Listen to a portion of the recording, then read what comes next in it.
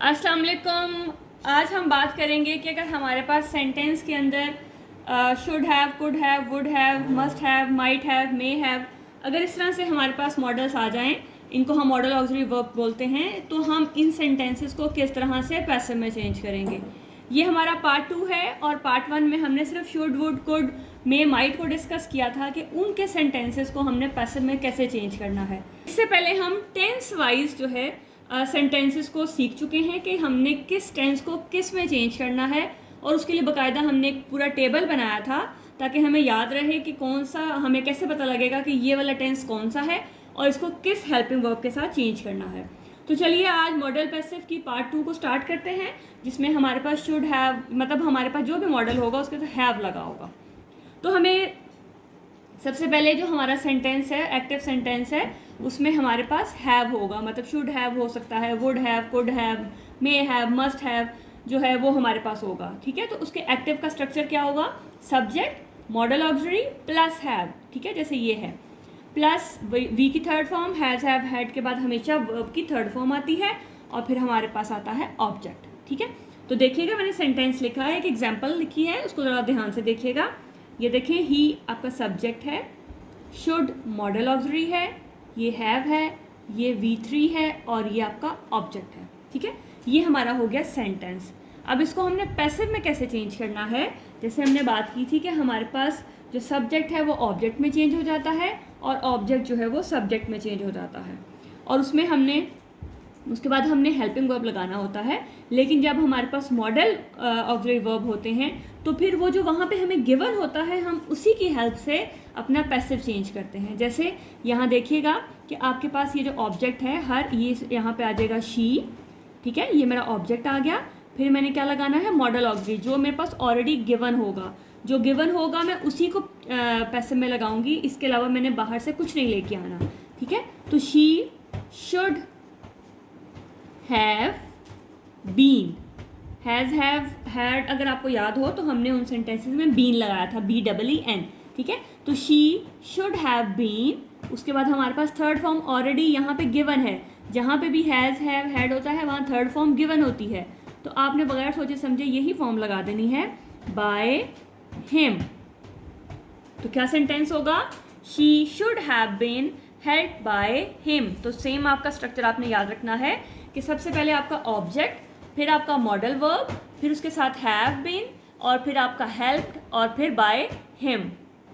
अब अगर इसी का नेगेटिव आएगा तो कैसे आएगा? ठीक है, तो नेगेटिव देखिएगा, नेगेटिव आपके पास क्या आएगा?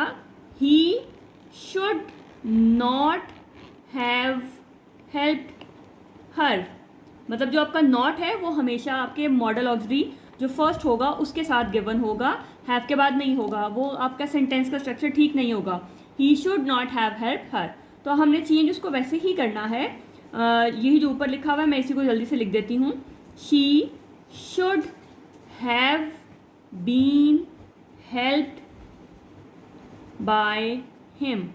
अब ये तो मेरा अफर्मेटिव सेंटेंस हो गया। अब मैंने नॉट को एडजस्ट करना है, तो नॉट भी हमेशा हैव के बाद नहीं आएगा। यहाँ पे आपके पास जो मॉडल सेंटेंसेस होंगे वहाँ पे जो आपका मॉडल वर्ब होगा उसके बाद आएगा। ठीक है, तो शुड के बाद आपका नॉट आएगा, हैव के बाद नॉट नहीं लगाना है। तो she should not have been helped by him, तो ये आपका हो गया नेगेटिव। तो इसी स्ट्रक्चर को याद रखते हुए हम कुछ और मॉडल वर्ब के साथ अपने सेंटेंसेस को प्रैक्टिस करते हैं। जी, अब कुछ एग्जाम्पल्स देखते हैं जिनमें हमारे पास कुछ और मॉडल वर्ब्स लगे हुए हैं जिनके साथ हैव है, तो इनको हम कैसे चेंज करेंगे? तो देखिएगा, she could have complete the project, तो ये आपका सब्जेक्ट, ये आपका मॉडल ऑक्सिलरी वर्ब, आपका वर्ब की थर्ड फॉर्म और ये ऑब्जेक्ट। ठीक है, अब इस ऑब्जेक्ट को स्टार्ट में लेके आते हैं। ये स्ट्रक्चर मैंने लिख दिया है, इसको आपने बस जहन में रखना है। तो क्या होगा? द प्रोजेक्ट, जो मॉडल वर्ब आपको ऊपर गिवन है वही नीचे आएगा। आपने कुड की जगह शुड और शुड की जगह वुड या माइट नहीं लगाना है। ठीक है, द प्रोजेक्ट, आप देखें ये मेरा पास ऑब्जेक्ट आ गया, फिर उसके बाद मैंने मॉडल ऑक्सिलरी वर्ब के साथ हैव बीन, जो हैव तो पहले से है, बीन को ऐड करना है।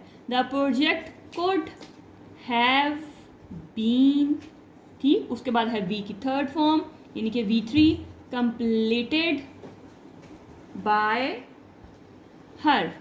ठीक है, तो ये आपका बहुत इजी सा स्ट्रक्चर है, अगर आपको पीछे से समझ है तो ये भी आपके लिए करना मुश्किल नहीं होगा।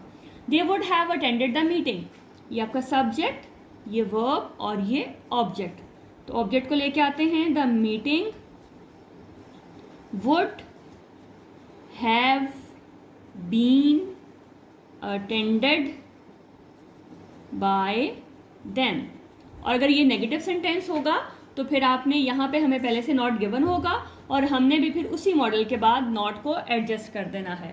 The weather might have affected the crops yield, तो यहाँ पे ये आपका सब्जेक्ट अफेक्ट कर रहा है, किसको अफेक्ट कर रहा है, द क्रॉप्स यील्ड, क्रॉप्स की या फसलों की पैदावार को, ठीक है।